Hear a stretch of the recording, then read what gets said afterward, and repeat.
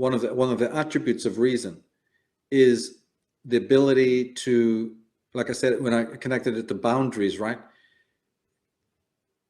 Reason is the ability, how do I put this? It's almost like each individual. Well, let's put it this way. I don't know if you've ever got into arguments with people about relative and absolute truth, right? And this does have its concomitant on the political level, because we have a lot of relativists out there, right? But let's take it back to a more philosophical point of view. Is there absolute truth? Now, Ayn Rand claims there is, and she calls it the world, right? The world in front of you has absolutes that you're going to need to relate to. And I believe the same thing. For instance, one of the absolutes is that you have a mean within you, a locus point, a sort of, it's wrong to call it an Archimedean point, but I can't really give you, let's just call it a mean or a state, right, of equilibrium. And when you're not in that state of equilibrium, when you're in disequilibrium, you become neurotic.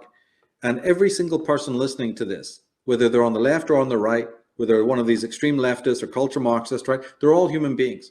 And each and every person knows that there's distress, there's anxiety, there's dysfunction, right, and mood swings and insomnia, all of the cocktail, right?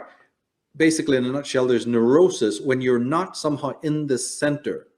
And we talked in the first hour about happiness, right? This is all connected to this. Because the happy person, the centered person, has clicked into the center of equilibrium. Well, when you're irrational, right, then you're outside that place. And when you're rational, in the full Ayn Randian sense, you're in that place, you're in that center. You've got that locus of self-esteem.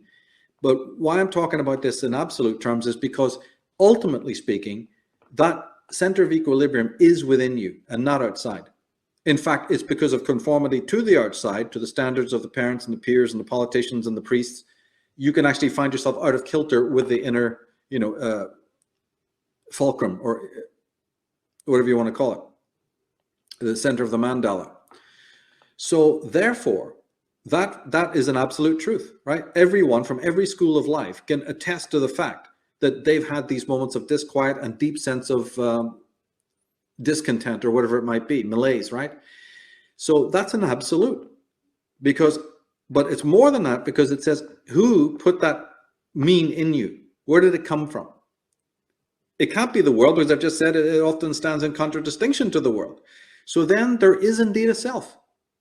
And there is a part of you, you see, that autonomously has this place of equilibrium, this fulcrum, right?